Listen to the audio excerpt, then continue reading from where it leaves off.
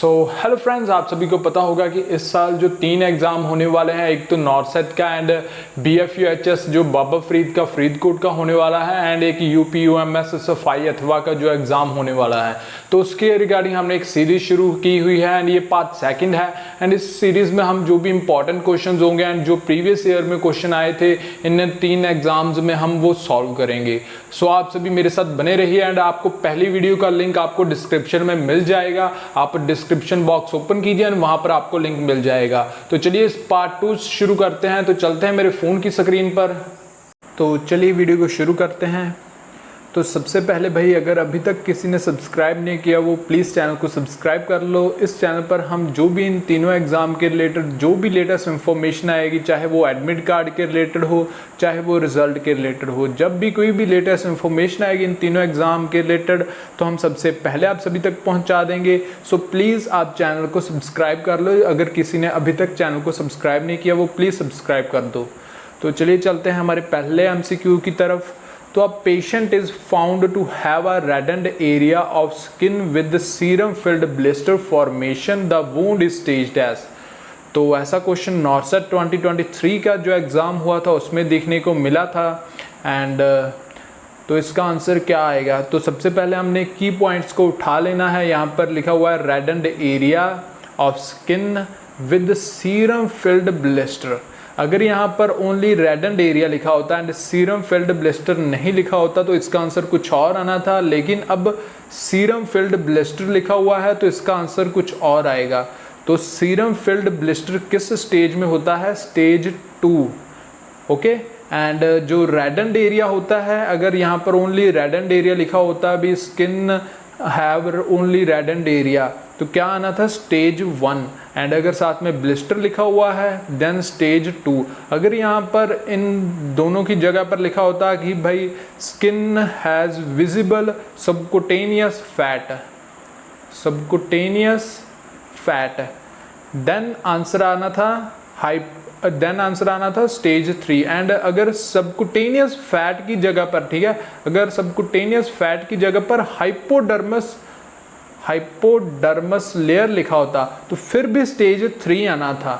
Okay, क्योंकि subcutaneous को ही हम कहते हैं हाइपोडर्मस लेयर।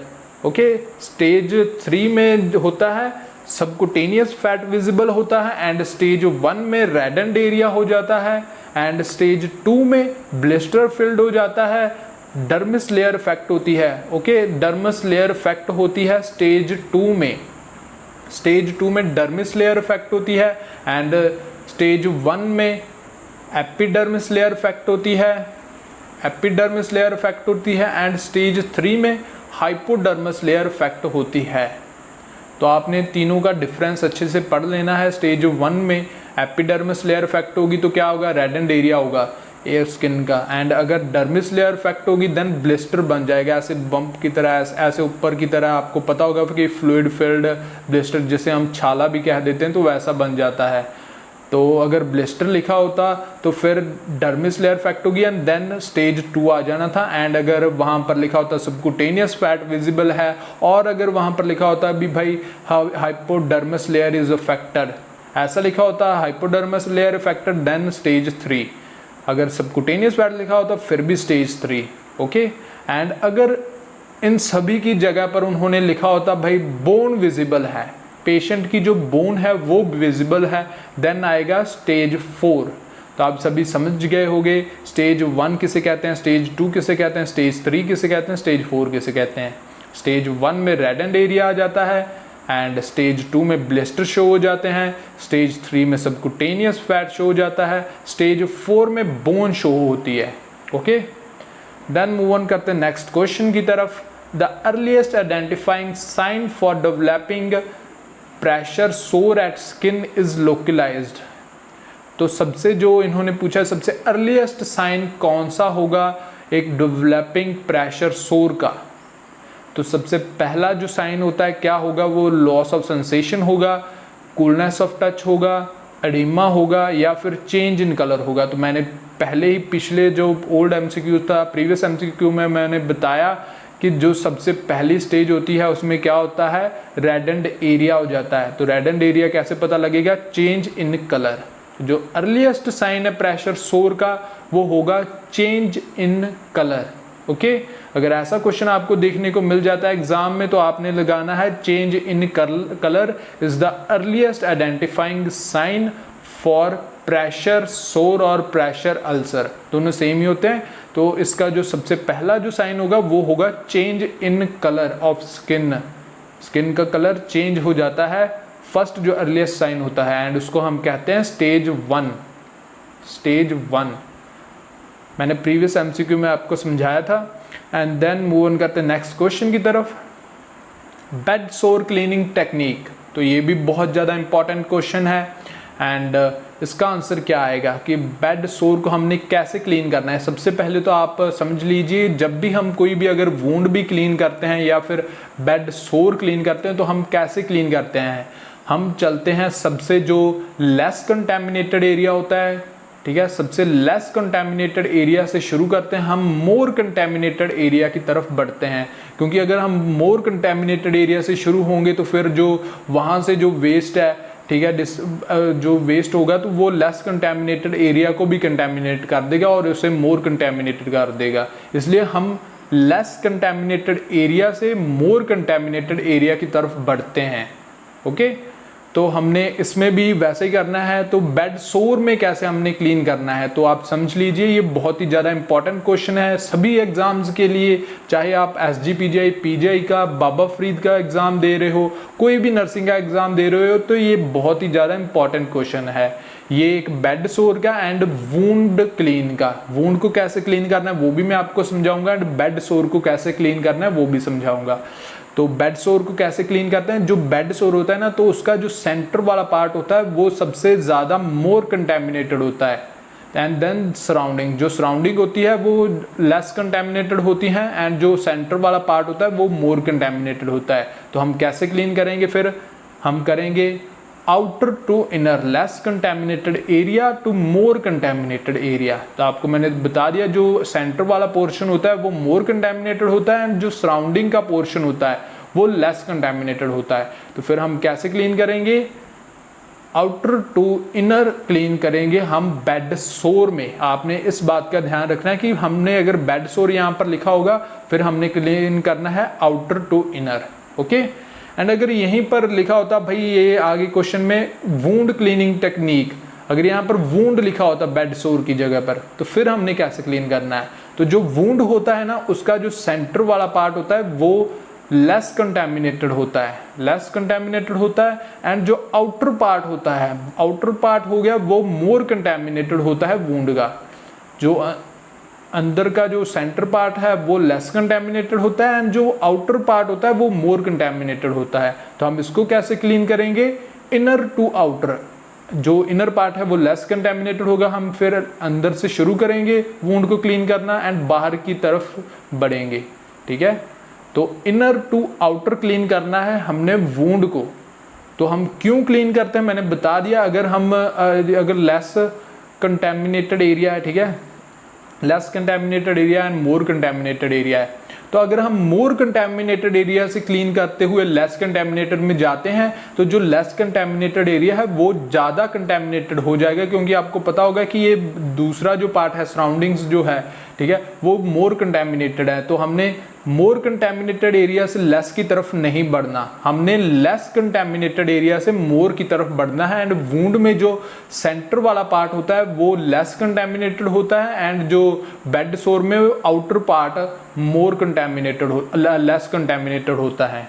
ओके, तो वूंड में हमने जाना है inner to outer.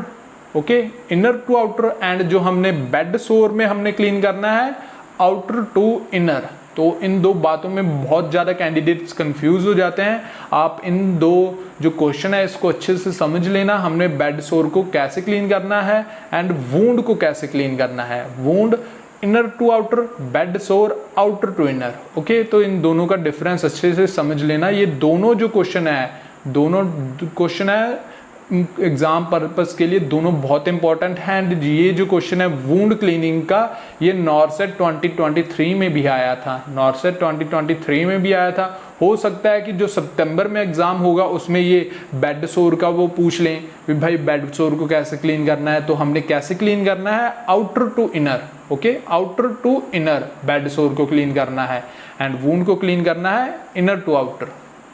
And then move on करते हैं नेक्स्ट क्वेश्चन की तरफ। Pneumatic bed is used for prevention of, pneumatic bed क्या होता है पहले ये समझिए। न्यूमेटिक बेड होता है एयर मैट्रेस, आपने वहाँ पर देखा होगा हॉस्पिटल्स में एयर मैट्रेस, एयर मैट्रेस भी इसे कह देते हैं हम न्यूमेटिक बेड को। तो ये कैसा दिखता है, तो ऐसे ही एक बेड होता है एंड उस पर ऐसे होता है, ये उसमें हवा भरी जाती है एंड वो फूल कर ऐसे हो जाता है, आपने देखा होगा हॉस्पिटल्स में। तो उसको हम कहते हैं न्यूमेटिक बेड। तो न्यूमेटिक बेड हम क्यों यूज़ करते हैं, क्या हम फुट अब्सेस के लिए यूज़ करते हैं, क्या हम मसल कॉन्ट्रैक्चर के लिए यूज़ करते हैं, या फिर हम बेड सोर को प्रिवेंट करने के लिए करते हैं, या फिर हम टंग इंजरी को करते हैं प्रिवेंट करने के लिए। तो किसके लिए करते हैं हम न्यूमेटिक बेड का यूज़, हम करते हैं बेड सोर को प्रिवेंट करने के लिए, ठीक है, प्रिवेंशन ऑफ बेड सोर। तो एयर मैट्रेस भी इसे कह देते हैं हम, किस लिए के लिए हम इसे यूज़ करते हैं, बेड सोर को प्रिवेंट करने के लिए। देन मूव ऑन करते हैं। तो आगे मूव ऑन होने से पहले आप प्लीज़ चैनल को सब्सक्राइब कर दीजिए। इस चैनल पर हम जो भी लेटेस्ट इंफॉर्मेशन आएगी इन तीनों एग्जाम के रिलेटेड तो हम सबसे पहले आप सभी तक पहुंचा देंगे। सो प्लीज़ अगर आपने अभी तक चैनल को सब्सक्राइब नहीं किया, प्लीज़ चैनल को सब्सक्राइब कर दो। देन मूव ऑन करते हैं नेक्स्ट क्वेश्चन की तरफ। बेड सोर can be best prevented by, तो जो बेड सोर होता है, ठीक है, तो उसको हमने कैसे प्रिवेंट करना है, जो सबसे उन्होंने पूछा बेस्ट प्रिवेंटेड बाय। एक तो हमने सीख लिया, पीछे भी हमने एयर मैट्रेस यूज़ कर सकते हैं एंड उसे न्यूमेटिक बेड भी कहते हैं, तो उसका हम इस्तेमाल कर सकते हैं। तो दूसरा कौन सा भी होगा, सबसे जो बेस्ट है उन्होंने पूछा, ये पूछा है सबसे बेस्ट। सबसे बेस्ट क्या होगा, मसाज क्या हम करेंगे, या फिर हम फ्रीक्वेंट चेंज पोजीशंस देंगे, या फिर हम हार्ड मैट्रेस का इस्तेमाल करेंगे। ये तो होगा ही नहीं, ठीक है, क्योंकि हम एयर मैट्रेस का इस्तेमाल करते हैं, मैंने बताया था। एंड क्या हम उसकी क्लीनिंग एंड ड्रेसिंग करेंगे। तो हम क्या करेंगे प्रिवेंट करने के लिए बेड सोर को। तो सबसे पहले तो आपने की पॉइंट उठा लेने, कोई भी क्वेश्चन आएगा तो इसका आंसर क्या होगा, फ्रीक्वेंट चेंज पोजीशंस। ना तो हम मसाज करेंगे, ना तो हम हार्ड मैट्रेस का यूज़ करेंगे, या ना तो हम क्लीनिंग एंड ड्रेसिंग करेंगे। जो सबसे पहला जो बेस्ट मेथड है प्रिवेंट करने का बेड सोर को, वो है frequent change positions, okay. Then move on करते हैं नेक्स्ट क्वेश्चन की तरफ। The attitude of nurse towards a newly admitted patient in a hospital should be, तो एक नर्स का कैसा एटीट्यूड होगा एक न्यूली पेशेंट की तरफ जो कि अभी अभी एडमिट हुआ है हॉस्पिटल में। तो यहाँ पर उन्होंने ऑप्शन दिए हुए हैं, क्या वो कोल्ड एंड सिंपैथेटिक बिहेवियर रखेगी, या फिर क्विक एंड हरिड होगा, या फिर काल्म एंड फ्रेंडली होगा, या फिर टास्क ओरिएंटेड होगा, भी अपना ही बस उसने टास्क कर ही जाना है और कुछ नहीं करना। तो कैसा बिहेवियर होना है उसका, तो उसका बिहेवियर होगा काम एंड फ्रेंडली, ओके। तो नर्स का कैसा बिहेवियर होगा जो पेशेंट एडमिट हुआ है उसके प्रति, तो काम एंड फ्रेंडली बिहेवियर होगा एक नर्स का। देन मूव ऑन करते हैं नेक्स्ट क्वेश्चन की तरफ। परसिस्टेंट डायरिया रेफर्स टू, तो यहाँ पर इन्होंने दिया हुआ है, तो परसिस्टेंट डायरिया हम किसे कहते हैं, तो यहाँ पर कुछ स्टेटमेंट्स दी हुई हैं। क्या हम diarrhoea that last for 14 days इसे कहेंगे, या फिर ब्लड इन स्टूल इसे कहेंगे, या फिर diarrhoea that last for 21 days इसे कहेंगे, या फिर अक्यूट वाटरी डायरिया को हम परसिस्टेंट डायरिया कहते हैं। तो किसे कहते हैं हम परसिस्टेंट डायरिया, तो ये भी बहुत ज़्यादा इंपॉर्टेंट क्वेश्चन है। तो काफ़ी बार ये एग्जाम में पूछा गया है, भाई परसिस्टेंट डायरिया किसे कहते हैं। तो परसिस्टेंट डायरिया किसे कहेंगे हम, diarrhoea that last for 14 days, okay. आप इसे समझ लेना कि जो परसिस्टेंट डायरिया है, जो डायरिया होता है वो 14 दिनों तक चलता है, उसे हम 14 दिन और मोर उससे भी ज़्यादा चलता है तो उसे हम परसिस्टेंट डायरिया कहते हैं। यहाँ पर 14 डेज़ की जगह पर वो 2 वीक्स भी लिख सकते थे, भी 2 वीक्स तक चलता है। तो आप ऐसे मत कह देना, भी दोनों सेम ही होते हैं, आपको पता ही होगा। तो 2 वीक्स भी लिख देते हैं, अगर उन्होंने लिखा हुआ 2 वीक्स लिखा हुआ है फिर भी यही राइट आंसर होना था, ओके। तो आप persistent diarrhoea refers to diarrhoea that last for 14 days और 2 वीक्स और मोर, ओके। तो it's a right answer is A, diarrhoea that last for 14 days, उसे हम कहते हैं persistent diarrhoea. Then move on करते हैं नेक्स्ट क्वेश्चन की तरफ। Chemical messengers synthesised and secreted by endocrine gland are called. तो ये क्वेश्चन आपको पूछा गया था यूपी यूएमएस के एग्जाम में, एंड 2023 में जो एग्जाम हुआ था उसी में क्वेश्चन ये पूछा गया था। तो chemical messengers synthesised and secreted by endocrine glands are called, भी जो केमिकल्स सेक्रीट होते हैं एंडोक्राइन ग्लैंड से, तो उसे हम क्या बोलते हैं? क्या हम उसे हार्मोन कहेंगे, या फिर न्यूरोट्रांसमीटर कहेंगे, या फिर एंजाइम कहेंगे, या फिर कैटालिस्ट कहेंगे? तो उसे हम क्या कहेंगे? जो एंडोक्राइन ग्लैंड हार्मोन्स सेक्रीट करता है, तो मैंने बोल ही दिया, जो endocrine gland chemical messengers secrete करता है उसे हम हार्मोन्स कहते हैं। ओके, तो अगर ऐसा क्वेश्चन दिख जाए आपको कि एंडोक्राइन ग्लैंड्स क्या सेक्रीट करता है, तो हार्मोन्स सेक्रीट करता है endocrine glands. Then move on करते हैं नेक्स्ट क्वेश्चन की तरफ। What is the effect of parasympathetic stimulation of bronchus on the bronchus? तो जो पैरासिम्पैथेटिक नर्वस सिस्टम है, तो उसका क्या ब्रोंकस को क्या करेगा? क्या उसको फ्लेक्सिबिलिटी देगा, या फिर रिलैक्सेशन करेगा, या फिर डायलेशन करेगा, या फिर कॉन्ट्रैक्शन करेगा? तो क्या करेगा पैरासिम्पैथेटिक नर्वस सिस्टम ब्रोंकस को? तो क्या करेगा? तो पैरासिम्पैथेटिक नर्वस सिस्टम ना तो फ्लेक्सिबिलिटी देगा, ना रिलैक्सेशन, ना डायलेशन। तो इसका करेक्ट आंसर होगा कॉन्ट्रैक्शन। जो पैरासिम्पैथेटिक नर्वस सिस्टम है वो कॉन्ट्रैक्ट करता है ब्रोंकस को।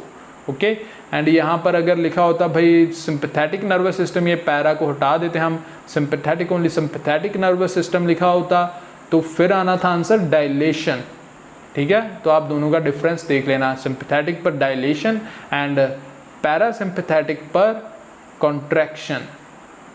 ओके, देन आज के इस वीडियो में इतना ही। अगर आप प्लीज़ न्यू हैं इस चैनल पर, वो प्लीज़ चैनल को सब्सक्राइब कर दो। इस चैनल पर हम जो भी लेटेस्ट इन्फॉर्मेशन आएगी इन तीनों एग्जाम के रिलेटेड, चाहे वो एडमिट कार्ड रिलीज के रिलेटेड हो, चाहे वो रिजल्ट के रिलेटेड हो, तो जो भी लेटेस्ट इन्फॉर्मेशन आएगी हम सबसे पहले आप सभी तक पहुंचा देंगे। सो प्लीज़ जिन्होंने अभी तक चैनल को सब्सक्राइब नहीं किया वो सब्सक्राइब कर दो।